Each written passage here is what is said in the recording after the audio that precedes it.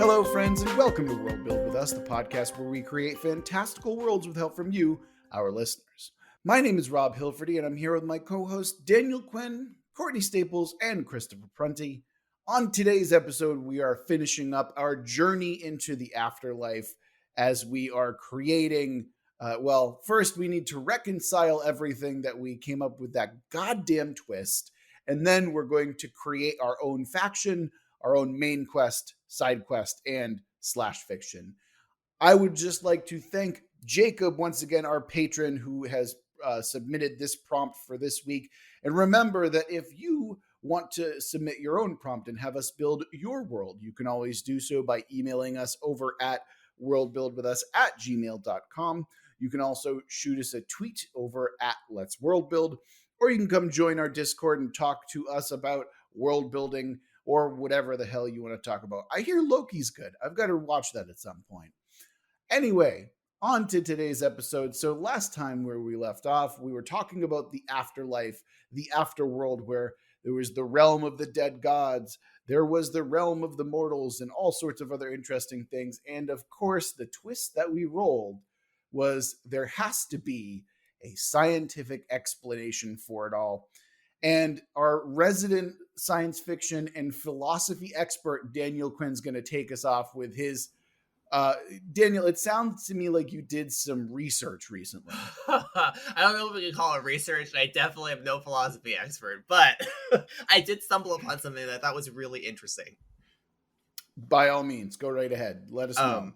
So you have to bear with me here and ride this with me as I try to explain things. But I was thinking, because in order to give a scientific explanation, or at least some kind of reasonable non-fantasy explanation to what we came up with, we have to kind of understand how minds and bodies work and what we've kind of created, or souls and bodies, like what we've set up. So I looked at the rules we established in the previous episode.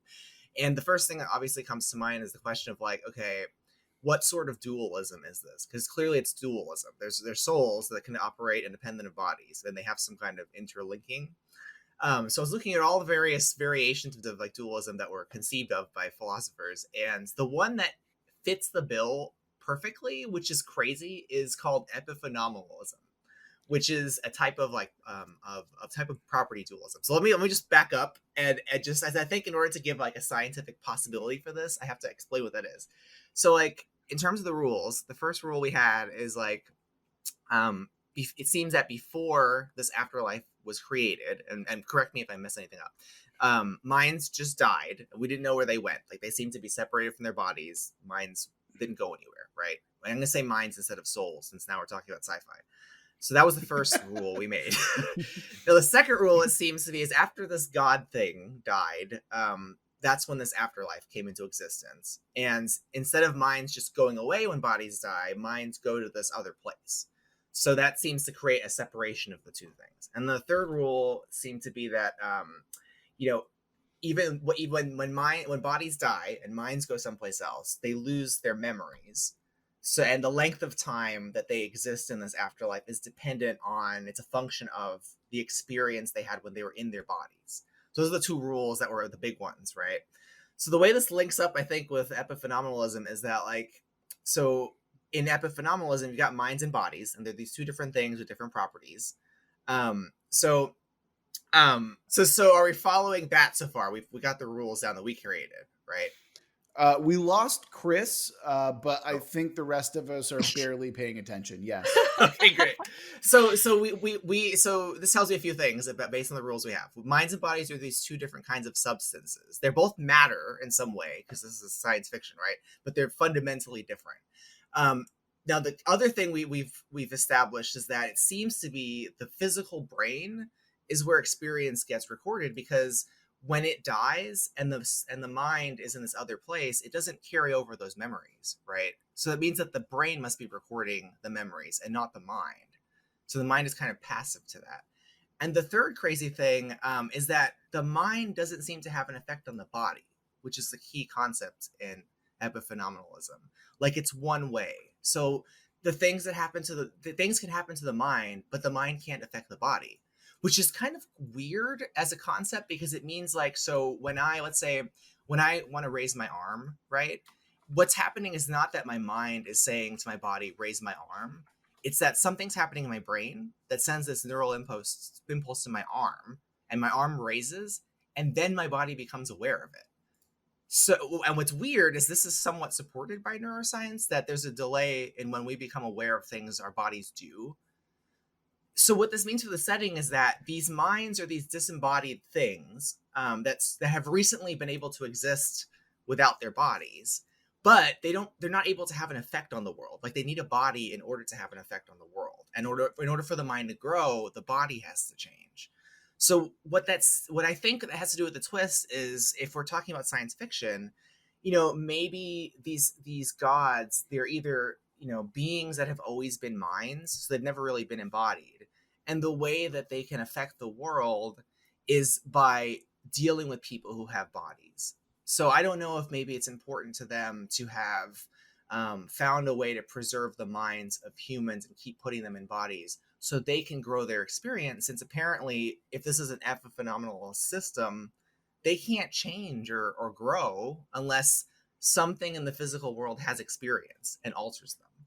So that's my thinking, is that perhaps, Hmm. these creatures, maybe they were always minds, they've never had bodies, or maybe at one point they were aliens and they learned how to separate their minds from their bodies, and sustain their minds on some other material besides bodies. But I just thought it was really crazy that we created these rules that are in line with one of the explanations for the mind body problem, that's like one that has some support in neuroscience. So it's interesting that you bring up neuroscience, because I'm Mhm. also currently reading a book on neuroscience right Oh, now great.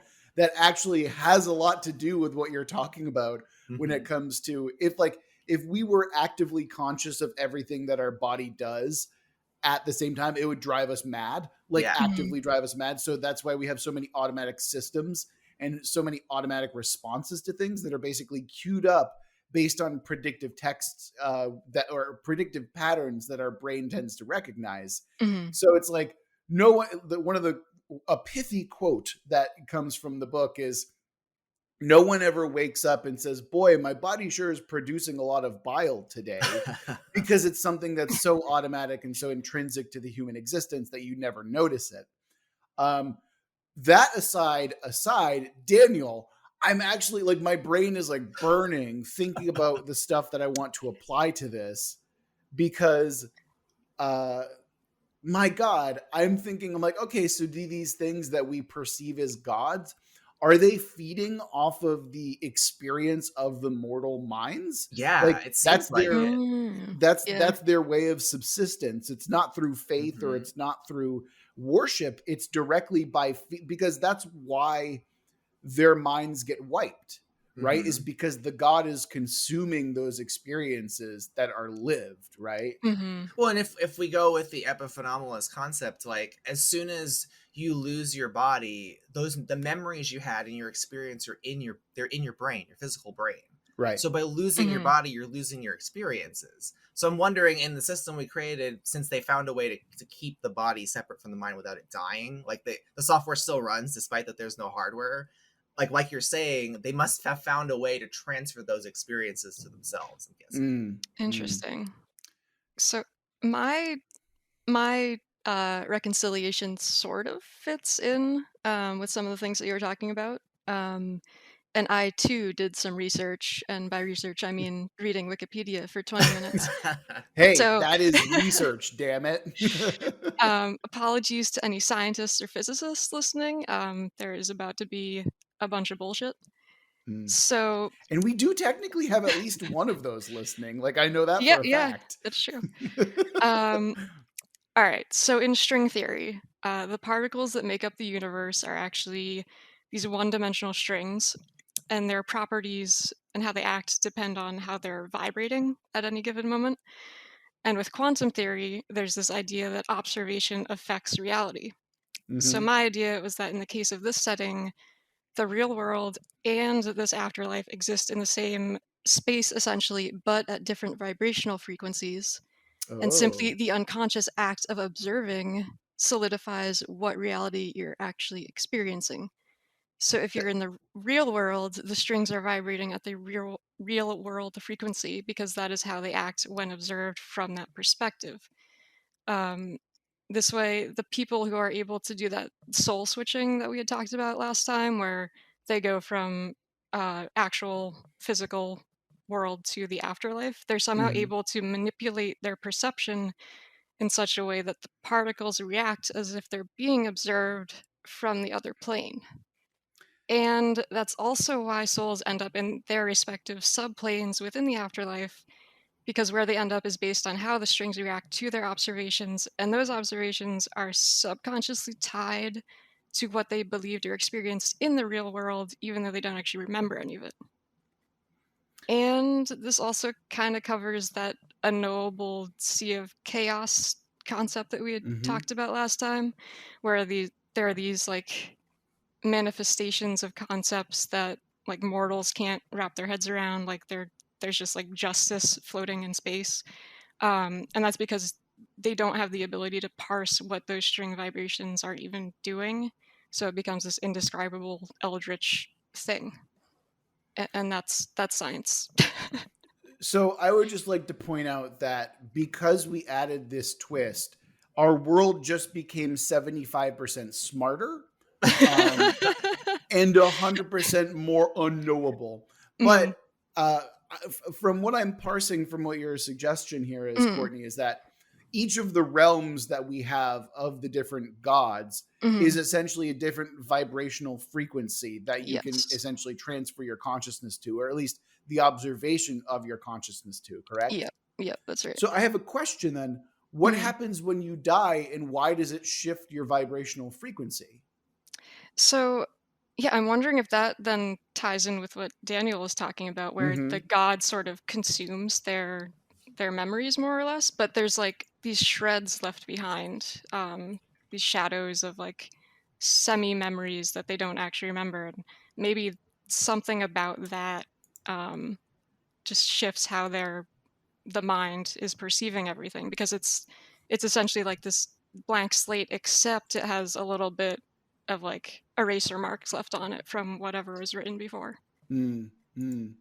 What I like about that one, like your super string slash hyperspace kind of explanation, is it makes me think of higher dimensions, which the Hmm. super string, uh, presumably exists in a space that has more dimensions than we know about, the four that we know of. Hmm. So then it also raises the question, like, could these mind only beings, are they higher dimensional beings or other dimensional beings? And by that I mean physical dimensions, and so that's why we can't perceive them in the same way. So like if it takes me back to, I think we talked about this at some point in the podcast, the book Flatland, and how you would think about higher dimensional spaces or lower dimensional spaces. That if you're Hmm. like a two-dimensional being, and some three-dimensional being passes through your space, you'd only see a circle growing and shrinking as it goes, as the Yeah. midsection passes. So it makes me wonder, like, okay, are these gods gods to us because they exist in a space that's incomprehensible to us, which would be similar to what you're talking about with like the realm of forms that we don't Hmm. really understand because they're stripped of its physicality. I like that idea a lot. Yeah. I'm so glad that you guys are in the podcast doing the heavy intellectual lifting here. Cause I feel like Sci-fi bullshitting. yeah, exactly. I'm like, no, that's cool. I'm like, yeah, that makes sense. And I'm sitting here with like my note where it's like isekai question mark, or it's like Nice. where like Oh my. I'm like, yeah, no, this is all just a virtual world because we haven't done that at least 3 times in the past. Like, I mean, I'm glad that we can at least get some real science behind it. And so when I bring up that you're all cute anime moe girls in a virtual world, then we can reconcile the twist there as well. Well, I mean, I'd also want to draw attention for Courtney to Hmm. the observation point, right? Yep. To Yeah. Because that's always been a really interesting concept to play with in sci-fi. Once we realize that, at least on the quantum level, things don't have specificity, and that the mere act of observing them messes up our understanding of really where their velocity and their position and all of that. Hmm. Mm-hmm. So like the cool fantastical leap is to say, oh well, which is what Courtney's doing, is like to say, well, what if this applies to the macro world, but in ways we don't get, like, or ways that are outside of our understanding of physics currently. And that's where you get like crazy concepts like Schrodinger's cat and all of that. I'm suddenly reminded of the Futurama joke where it's like, hey, no fair, you changed the outcome by observing it. Right. Yeah. And one of my favorite books of all time was Hyperspace by Michio Kaku, which is where I first read about like superstrings and higher dimensional spaces. So if anyone's interested in that stuff, read that book, because it's meant for people who are not scientists like me, who do not know how to do math or science, but we could read this book and appreciate it. Yeah, I should probably go for that one too. I'll put it on the list. The never-ending list. So Chris, I would really love to hear what your reconciliation with the twist is. How did you make this we're now involving string theory, and we've got all this really wild and crazy shit. I've got my Moe girls. What are you adding to the reconciliation? Some really bad science. Oh, Okay. yeah. Are we talking? No, continue. So I was kind of doing something similar to I think you said vibration of attending to a different level of consciousness. I might have been reading the same thing and interpreted it differently. I was going to do it as frequency, but frequency and vibration sound like very, very similar. And I was going to have it that a problem of scaling, that the universe that we know could just be tacked on or another layer of the afterlife for all we know, but it is vibrating on top of ours imperceptibly. And the kind of thing that exists that encapsulates it all is kind of like I was reading something about like how we perceive things at a different vibration if we're sleeping. This is all junk science. And that dreams bring us closer to, quote unquote, this afterlife. Interesting. I was going to have it be that it's just a realm that we can't perceive normally unless into different states. Kind of like Flatland as well. I mean, it makes me think again that the mind, if the dreams somehow are something we can access, but not directly, that somehow the mind must not exist in the same physical space as the rest of our bodies, which is what you're saying. So perhaps this vibrating, quote unquote, at a higher frequency is a matter of a way of connecting with it that we don't really do in our conscious thought. And I debated doing the simulation kind of thing, similar to the Moe girls and everything, but it is more of, instead of a simulation, the world that is mortal that we know of it is just a god that died long ago and is actually an afterlife, and no one knew it. So it's like multi-layers of afterlives going on. Yes, which will go into my faction. It's a collision of every kind of afterlife. Yeah. Mm-hmm. I don't know about y'all, but I feel like we've pretty demonstrably, I mean, not only did we have a college level lecture based purely off of wiki searches, but I feel like we've kind of reconciled the twist of making everything kind of have a scientific explanation, right? Yeah, I mean, at least a possible way of talking about it in theories of science and philosophy that exist, I guess. Right. Question mark? Right. Yeah. Look, I'm sure that everyone who is an expert in string theory will email us and tell us exactly how and why we're wrong with our fictional setting. So Oh god, yeah. I feel comfortable in moving on to making our faction. How about you guys? But what about your reconciliation, Rob? I literally said it's an isekai and there's moe girls. What more do you want? What does that mean? An isekai is a subgenre which literally translates to in another world. So it's basically like you're so it's a common anime archetype where it's like, oh, I'm from the human world, but I'm actually playing a video game, which is a simulation, but I'm trapped in an isekai. I'm trapped in another world and stuff like Resurrected as a slime. I'm a spider. So what? Yep. These are Shield all hero. Yep. Mhm. More ReZero. anime It's stuff I don't very understand. popular. Yeah. Oh, I, Overlord. I was going to say Overlord as well. Yep. There's actually an anime that is a parody slash official parody where all of the characters from isekais get together at a Japanese high school and hijinks ensue. That is how broad and ubiquitous the isekai genre is over in anime. But we're not going to do that. We're just going to keep on moving on. And I mean, for the true believers, you'll just have to imagine everything that I say with cute moe blobs instead of actual characters moving forward. So again, I feel like it's time that we can safely move on to the faction. And because we're switching things up over here after our 100th episode, rather than bringing our own factions, today we're actually going to be doing something similar we do where instead of a direct faction, we're bringing in tenets to make our own faction together live with you. So who wants to bring their first tenet of the faction here today?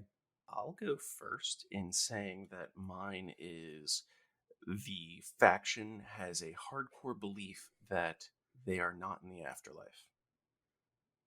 Interesting. I want the Hmm. flat Earth afterlife deniers. Okay. I mean, that's Interesting. consistent with this being not a fantasy setting, because I'm sure Mhm. such scientists, capital rather than lowercase, like Mhm. believe that everything can be explained that way. So it wouldn't be the afterlife; it'd be some other place to them. Yeah, but it's kind of like there are gods and there's also people who can go back. So there is overwhelming, well, a lot of evidence that says that this is the afterlife.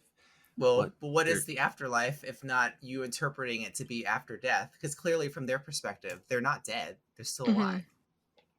yeah, for all we know, the last one was an afterlife. There might be an Yeah. afterlife after this one. Exactly. I think that's certainly a good place to start us off. And I think that my tenet, again, I tend to go fairly broad, and this is no different. I want this faction to be steeped within mercantilism. So they are maybe a trade guild or an artisans guild or something like that. I want trade and production and manufacturing of goods to be steeped within their culture. I mean, that fits with the idea that they're not buying into the whole, like, this is the afterlife to them. This is Mhm. very Right. materialist, you know? And based on what Chris is saying, I kind of want them now that we're kind of getting into like the metaphysical stuff. I want them to deal in something that is itself metaphysical. I'm going to add that little addendum now to it. Hmm. Ooh. I also kind of pictured them like if there was any sort of division between them, that it wasn't just that this was the afterlife, but that they might view themselves as each person is a god. Even if they don't have the power of a god. It was just like, no, I'm just a very weak god. Hmm.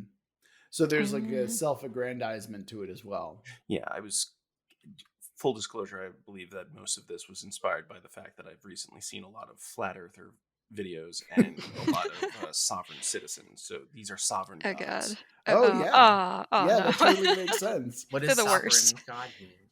So it's like a sovereign citizen, but like with divinity. So if we mix our two tenets together, Chris, that means that we have gods who believe that they are selling divinity to others. But are they snake oil salesmen at that point, or is it real? I I guess think there's a large majority of sovereign citizens and flat earthers who buy into their own bullshit pretty heavily. I still don't understand what a sovereign citizen is. So well, you see, okay. due to the Treaty of the Moors. No, back in stop it. Stop it. We're not Damn it, getting into Chris. No. this. Okay. So, Daniel, a sovereign citizen is someone who believes that they are not part of the system. They're basically trying to live off of the grid, and they believe that there is a legal framework that protects them from the United States government. I So, see. they're the type of people who don't think that they should have a social security card. They're the type of people who don't think that speeding and driving laws apply to them. So Unabombers, is that what they are? Yeah, that's actually fairly close. Crazy they're crazy apocalypse shedders or preppers. I mean, most of them are apocalypse preppers, but that's not necessary to being part of that group, that subset. Correct. The Venn diagram isn't exactly a circle, but it's close. It's pretty close. Yeah, okay. It's there's a large chunk of both amongst them. So I see it as like. Oh, sorry. No, go ahead. I see it as like extreme libertarianism, like cranked up all the way to the max. That is, yeah, that is correct. I'm gonna second Daniel on the there for sure. My favorite thing to say to a libertarian is, like, except for the libertarians out there who actually are plumbers, but like, I don't know about you, but I don't want to have to build my own toilet. Yeah. We're not going to continue down this road because Courtney is going to tell us what her tenet is, as we have these sovereign citizen god merchants. So yeah, mine. I think we can definitely make mine fit. So how I had planned it was that they view the separation of planes within the afterlife as tyrannical and want to end it. But if they don't believe that they're in the afterlife, then maybe they can still perceive that as a tyrannical framework. Yeah, it's a lie. Right. You're being sold a lie, and we're being lied to. So they want to like prove that it doesn't exist by tearing down those barriers, maybe. Okay. I mean, I get these guys, because if the afterlife, quote unquote, is really these other dimensional / alien beings who are basically stealing our experience in order to grow our own, that's a tyranny, right? Like, they may not perceive us as even dying. Maybe they see it like when we would naturally die, they're preventing that, and they're like extending our experience against their will, basically. Daniel just outed himself as a libertarian. Hey, do not confuse atheist and libertarian. There may be a Venn diagram there, but I have proof that it is not a Venn circle. Oh man. Okay. So Daniel, bring us home with your tenet. We've got a really interesting framework here. What are we going with? What's your final tenet? Please fuck it up even more so than it already is. I think mine actually aligns with what you guys are saying, because what I was thinking of is a faction of machines, or if not machines, beings that were created by humans that are conscious. And so and my tenet said that their existence persists outside the afterlife, or that they've created their own version of it. So I think the key is that they're created beings and that they can operate outside the afterlife, after death. Okay. Bear with me here. Instead of this being a faction, can it be a singular unit that is like the collected consciousnesses of all of these things, where it's like, I refuse to give myself over to the gods. And so it's a single, like, it's like a brain in a jar, but it's every brain in a jar, and there's like this squabbling horde of like mercantilist sovereign citizens or something like that. That's kind of what I'm getting at. So powerful is their unbelief that it has a physical force in the afterlife. But it's also something they've created, because that's what Daniel's tenet is. It's like, it's essentially a receptacle that they've added. So it's like, I'm making this so when I die, I can prove to you that this is all bullshit. And what it does, it basically siphons or traps all of these consciousnesses together. So they're doing what the quote unquote gods are doing as well. Like they've built their own mechanism that can do what those gods do. That way, they're not under the gods' dominion when they die. And that's where the merchant angle comes in, is because now they're gathering followers and convincing them, if you buy into this, you can live forever in this brain in a jar type thing.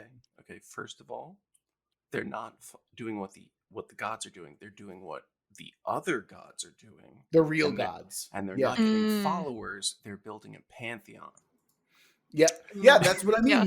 Yes. They're selling divinity. You can become a god just like us. That's when your isekai comes into place. Like, that's what their reality is. It is a virtual construct. unlike the man. gods Shit. who are doing it by some other means. There's so many layers to this now. Oh God. He reconciled isekai. I mean, Wow. they've got their own afterlife is what they've done. Like they've done it through a different means, basically.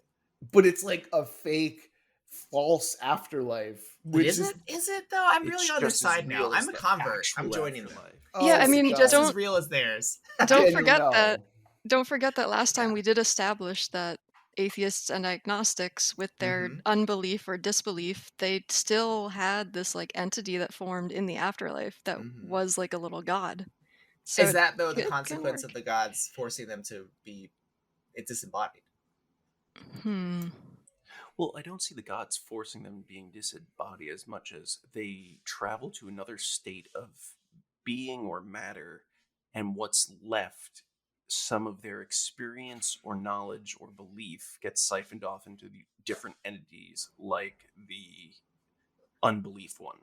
I love how we can interpret this, like, so like from the perspective of the androids, they're like, well, that's your interpretation, dude.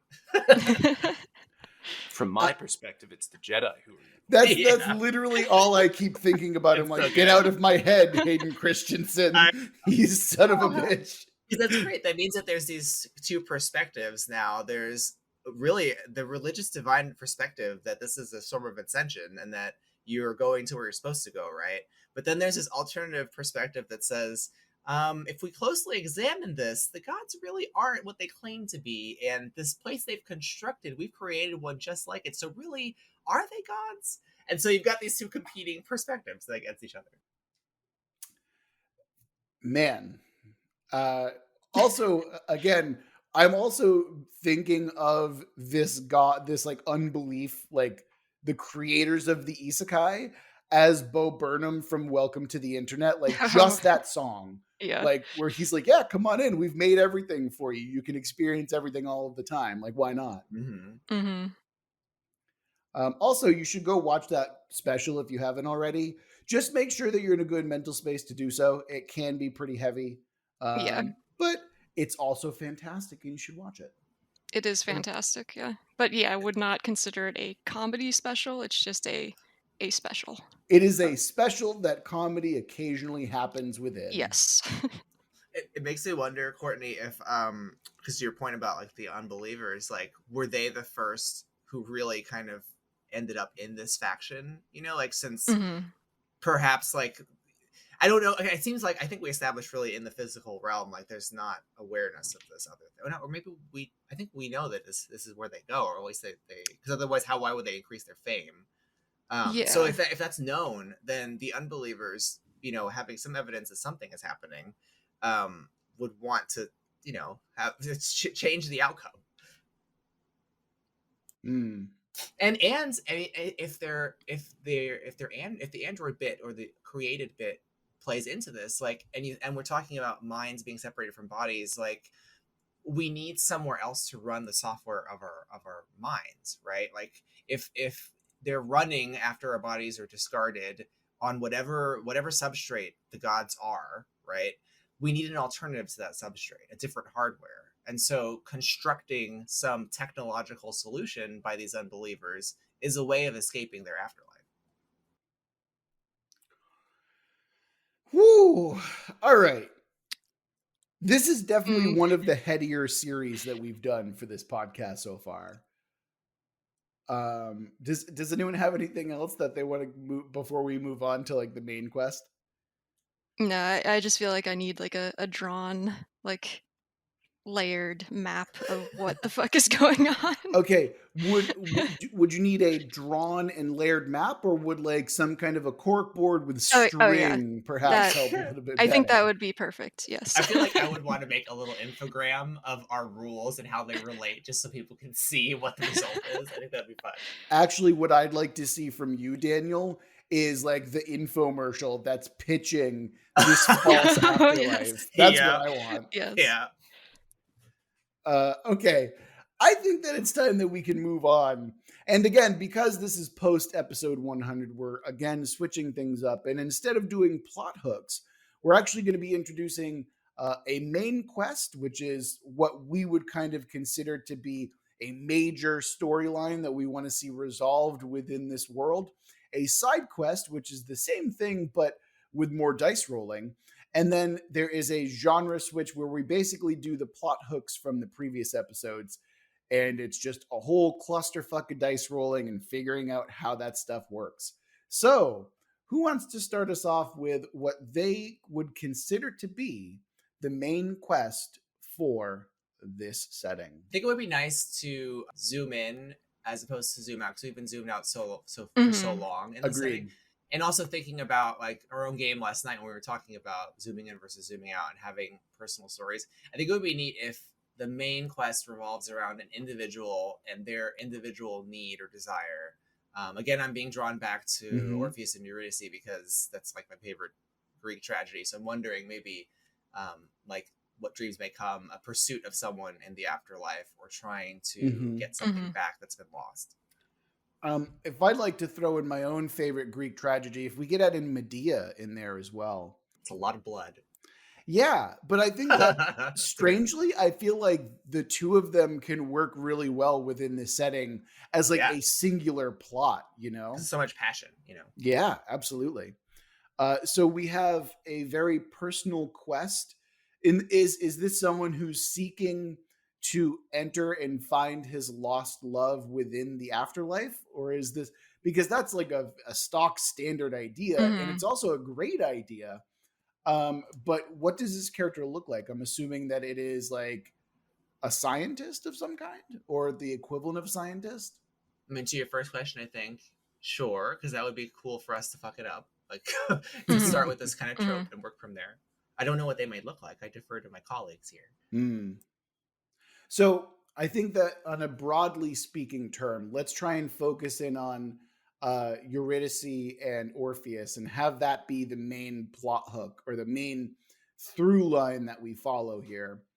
And with that, the general concept is two people who are like massively in love with one another, and Orpheus a little bit more in love with himself and with his music than perhaps Eurydice. But then Eurydice dies and he has to go find her within the afterlife. So let's go ahead and keep that idea. And we have, I think, crossing over and trying to find your lost love into the afterlife should be the main plot that we're kind of focusing on here, correct? Yeah. Okay. Do we want to throw in any twists or anything setting specific that would be interesting?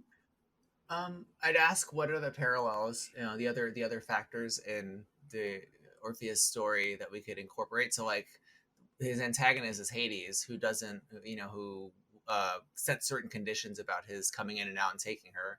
There's someone who helps him, Persephone. So who's his guardian angel and who's his antagonist, you know?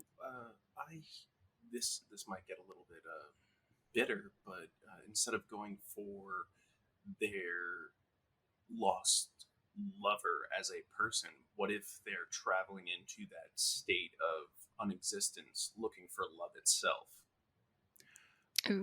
I actually had a similar idea where maybe they're trying to find themselves again. Ooh. Where it's instead of like the general concept, because again, your mind gets wiped in the afterlife, right? So maybe it's a search for themselves, and it's a search for who they used to be. Maybe what we can do is kind of marry Chris's idea with that, and they believe that swimming among the astral sea is where they'll be able to find that thing, because we can then take the idea of the total obliteration of the self that we talked about last episode, marry it with all this stuff together. And so we have the first person who is trying to find their lost self amongst the massive frequency of concepts, basically. I love that. I mean, your concept of self should be out there, so that's a good point. Yeah. What's that movie? Where is it? Memento, the one where he has no memories, he keeps writing himself. Yep, that's Memento. Yep. It makes me think of that, like, because here he's kind of trying to find himself in a sense, you know, and it's out there somewhere. So now I have to ask how we're adding in Medea. For those people who may not have read Medea, why don't you give us a summary? Because I feel like Orpheus Oh, and Eurydice is really easy to remember. Mm. spoilers for several thousand-year-old play at this point. Exactly. Medea The is the Euripides, right? story of Medea and Jason. Jason has so Medea basically gives up everything that she is to go and live and marry Jason in Athens, only for Jason to turn around and marry someone else. And so the slow degradation of Medea and her passion and her anger eventually erupts into her killing the children she had with Jason in a fit of rage and vengeance. And then she flies away in a chariot because her goddess Hecate basically saves her. And also, Jason's kind of a fuckboy. But that is the very, very loosest gist of Medea. It's actually way more tragic and way more interesting than I'm letting it on. But that's those are the plot points for Medea. I guess the question is Medea the lost self, or is Jason the protagonist, or like how are we situating them? You know, If it's his lost self, then it also has more in common with Narcissist. Narcissus, yeah, for sure. Actually, Daniel, I like that idea a lot because maybe the lost self is the one that rejects the person searching for them.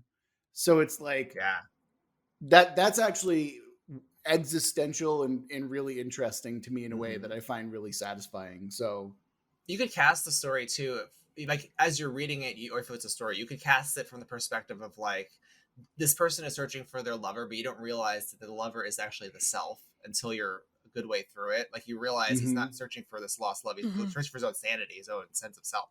right.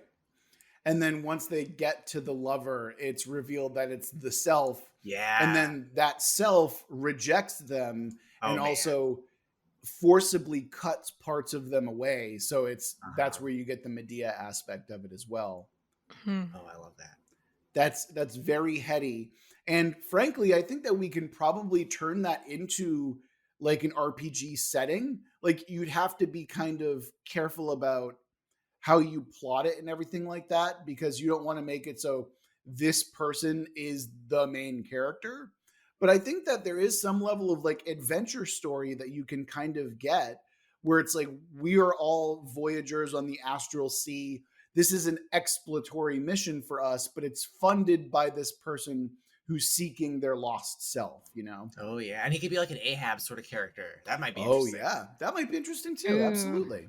Mm-hmm. But instead of revenge, it's love, you know? Yeah. Well, I mean, depending on your opinion of yourself. Oh, true. True. What if he hates himself and he's out there to destroy his own identity? Yeah, and then there's iterations of it where you can have the same story told out, whether it be through love or hate or like a panoply of different emotions that you're trying to, explore. I mean, Chris, that one makes me really excited too because it's like, these people are brought along with him maybe for an ulterior. He doesn't tell them what the purpose is, but he's out there to destroy himself. Oh yeah, yeah. And then I feel like at the end of that story, it's like all of his companions are dead, and it's just this last remaining person, and they're just confronted by themselves, and the rejection of themselves destroys them utterly into the oblivion that Daniel was so keen on last episode. That's beautiful. I love it. Okay, cool. Done and dusted. That's fucking dope.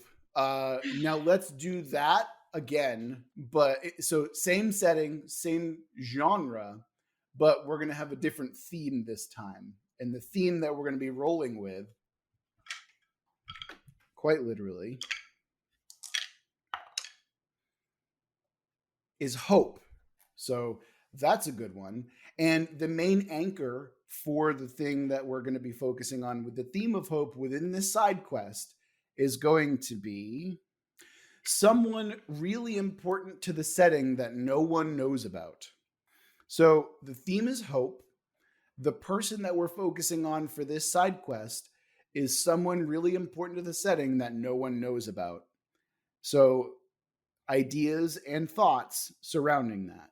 I'm thinking of, so last time we had talked about how the reincarnation process works as the more you're remembered, the longer you survive in the afterlife, essentially. And um, what if it's somebody who somehow manages to never be remembered? So they are just constantly cycling through lives.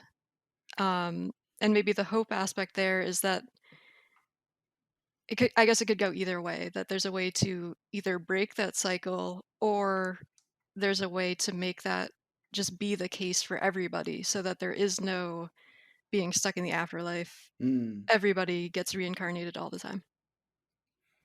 I love that concept. And I'm also thinking that this type of person is also like an in between, not quite immortal, not quite a god, like some kind Mm, of being that exists outside of that realm, which is why they're always forgotten. And mhm. they might play some kind of greater part within the architecture of the system that we've established. Maybe it's like a demigod, but instead of like an actual physical relation leading to their birth, it was more of like a melding of minds. Mm-hmm. Um, Who are they to? So we talked about how minds can move, how minds can be swapped around by mhm, swapping bodies with others, or so you can. Let me see if I can rephrase that. We talked about how you can move a mind into another body to kind of subvert the whole afterlife process. What if this person that you're creating is a person who has doubled minds? Like there's more than one in there. Okay. I have a cool name for them. I want to call this being the glimpse, and I want it to mhm, be that it is essentially the Charon of this world. So everyone Oh, I gets a love it. glimpse of this thing mhm, as they are ushered into a different frequency. And because but they're never remembered because that's the last thing they see before they die, essentially, mhm. which is why they're never remembered in the first place, because they're the ferrymen. Are they always wandering the place of forms? But, well, they're in between, right? Yeah. Right. Because they're ushering them onto the next life. Is that we made that space, the space in between is kind of like the dead god's realm, like the place of forms, right? Mm. Like it was the Mhm, place between the different types of afterlife. Maybe this is the creature and the being that can. It's the only one that we know of that can exist, Mm-hmm. and because it's formless, because it's in this roiling sea of chaos, it's able to exist everywhere all at once. Oh, I like that. mm, And it's also remarkably lonely because, well, or would it be lonely? Because it doesn't really have a companion, because it's ushering that one onto the next life, right? Well, Or and would it be like, wow, I have all of these experiences and all of these friends who I get to usher onto the next life? I hmm. mean, to Courtney's explanation of it, it seems like it wouldn't be lonely because it, even though from the perspective of those in the afterlife, it's always wandering the space in between. It's constantly being reincarnated, so it's constantly actually Mm. having experience, right? So the reason why it seems like it's everywhere is because it's constantly not there, you know. That's actually a really, really great Mhm, point, and not something I recognized right away. But this constant, actually, there is something. I mean, we can kind of go into the theme of hope, right? Where there is hope in this existence of like it always knows this person at the last moment, and so mhm. there's always this like intense bond that it's going to share with these mortals as it ushers it off. So how do we make that into a story? Maybe there's a some sort of quest to interact with it without being ferried over. Mm. What would they gain from it in general? I'd like to think that if we're going into Orpheus Eurydice type stuff again, because I don't know, because you brought it up, you primed my brain to think this way. I'm thinking that someone has a near death experience and manifests the glimpse temporarily, right? And so the rest of that person's life is dedicated to finding the glimpse again, because to Mhm, them, it was such a real and genuine connection. They're trying to find that again. And the quest is to find this thing that is, it's like you're trying to hold fog, right? It just, you can't happen. but there's always this hope of doing it, this hope of finding them again. And then the story, of course, at the very end is they are able to see the glimpse again because it's what happens, right? I mean, if you want to extend that, suppose we go back to the basics of Orpheus and Eurydice, which is to be reunited with the beloved, right? Like, if you had contact with the glimpse, which it seems to be something constantly reincarnated into the world, right? Which means it's constantly taking other forms. It's possible that you'd be able to find your beloved, because at some point they'd be redeposited into the world, but you don't know where and in what body. So by finding the glimpse, you'd have a chance at figuring out where they've gone. So we can make this incredibly dark, because what ends up happening is that this person, in their attempt to find the glimpse again, ends up becoming a ritualistic cultist serial killer who is trying to find their lost love again by forcing these death experiences onto others, and in that moment trying to snatch glimpses of the glimpse. I got you, because that by putting them in near-death experience, that's when he can try and contact that thing. Exactly. Oh my god, have you ever seen the OA? That is like literally the premise of the OA. What is it? The OA, that series by Britt, what's her name, Marling? No, I've never first even season's heard fantastic. Second season's kind of garbage, but the first season, I mean, I don't want to spoil it, but that's basically the premise. All right. So it deals with multiple realms too, you know. I mean, realistically, what we can do there as well, in a really simplified way, is you have this serial killer within the world, you have this villain within the world, and all of a sudden these really gruesome deaths start popping up, and you, as adventurers within the world, try and figure out what the fuck is this person's problem, basically. And that's the real simple but a really cool twist within the setting. There was a movie that I saw a while ago that was called Martyrs, where it showed... God. You know? You've told me about this one. Yeah. Martyrs is fucking brutal. And that's coming from me, who has a pretty strong stomach. That movie is just the stronger the pain and suffering, the closer you get to God. Yeah, that's okay. I could see a supernatural detective story coming out of that, because if this is a serial killer, and I'm thinking like Planescape style characters, so they're like very weird and not really like, they're everything about them is metaphysical concepts, but they're searching for the supernatural killer by going back. And the way this could work is like there's their minds, right, who are aware of this problem. So in order to hunt this being, they've got to put themselves into bodies on Earth, and then find him by remembering who they were from the metaphysical world. So it's like they have to like figure out who they are first, figure out their bodies and their original mission, and then find the killer before it's all too late. You know? Congratulations, everyone! We have corrupted the theme of hope. I just realized that. So my way to bring that back in was that I viewed the glimpse as like a sort of a being of like childlike wonderment and innocence in a way. I don't see why you can't have those be in the same things that we were saying. I'm also not. I'm not seeing any problems here. Like, no, I think it totally fits. Yeah, that works. Fucking done and dusted, folks. All right, there we go. Finally, we're gonna just go full absolute bonkers, batshit crazy. So the genre that we're suddenly shifting to is going to be dark fantasy. Okay, we just did that. That's fine. We're gonna make it even darker than it already is. God. Wait a minute. Where did the D12 that I just had go? Okay, there it is. God damn it. The theme that we're going to be dealing with in this dark fantasy version of this world is going to be mystery. And the first thing that we're focusing on within this is a moment of triumph. So the first thing that we have to reconcile is, how is this setting different now that it is in a dark fantasy setting as opposed to a more sci-fi based setting? I mean, I'm thinking more like the overblown style of dark fantasy, like grimdark, 40K, heresy. I'm fine with that. Yeah. Absolutely. Yeah. There is only war.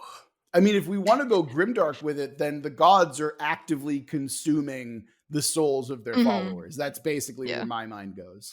Oh, you could have it that maybe on one of the planes of existence or afterlife, everyone was living such a hedonistic lifestyle that it, inside the afterlife itself, it brought forth a new god.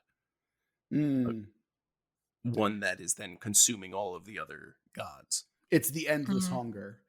Sure, absolutely. Yeah. And so the gods on the mortal realms are trying to essentially enact the apocalypse in order for them to gain more soul stuff faster to fight off this other new god.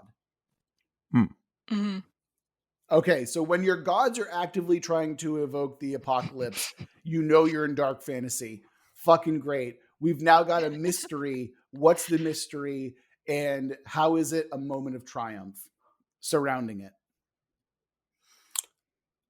This is actually the cyclical cycle of the way that the universe gets recreated. We're approaching Ragnarok, is what I'm hearing. Yeah. Okay. So, I mean, now we have to come up with the mystery and the adventure within the mystery. So it's Ragnarok. That's fucking awesome. What's the mystery that we are now having to solve for the quest?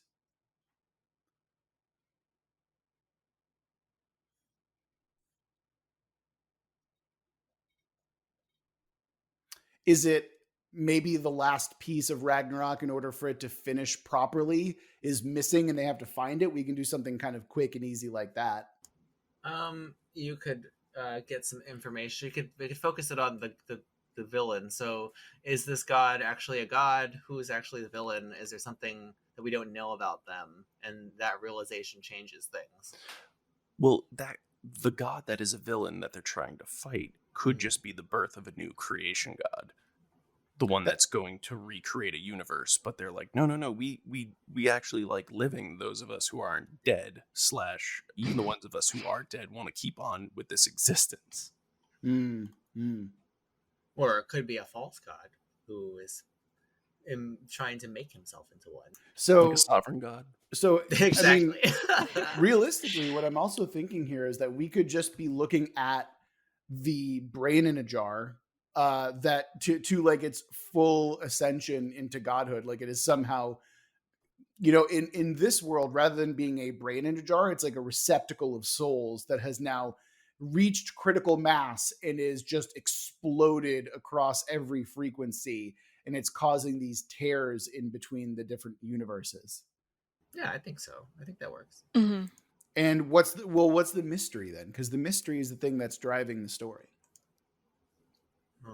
I mean, maybe they don't know that though. Like, so from their perspective, this is some kind of divine problem, but it's really a material problem that can be solved if they were only to figure out who's behind it. I mean, the mystery could even be why now. Yeah, or like maybe it's oh shit, the apocalypse started too early. Where's Fenrir? Oh, we don't have a Fenrir. Okay, we're gonna have to recreate Fenrir somehow. Just get a big dog. Okay, and it's like so panic. It's Good Omens. I've never read Good Omens actually. Oh. Yeah, but if that's the case, then I think that's kind of a fun premise that we can roll with, where it's like your job as adventurers is to ensure that the things that are needed for Ragnarok to happen. I like that. Like you're selected by a god to do this, more or less. Yeah. And because it's dark fantasy, all of the gods are fucking evil and metal and stuff like that. So, yeah. All right. I feel like that's definitely a premise done, and that's another episode done as well. Thanks again to our patron Jacob for submitting this prompt. It's been a real journey, actually, I have to say, to the afterlife and beyond. And remember that if you want to send in your own prompt and have us build your world, you can always email us over at worldbuildwithus@gmail.com. You can always send us a tweet over at Let's Worldbuild, or follow us if you want to see what kind of RPG and world building nonsense we we retweet on the regular. Or if you want to come tell us about string theory in person, or as close to in person as you can get on the internet, you can join our Discord. And if you want to go ahead and send us a tip and put a little bit of money in the tip hat, you can always do so by going over to our Patreon and giving us money by being ever so kind and generous. Remember that we love you very much, and we're going to get through this together. Until next week.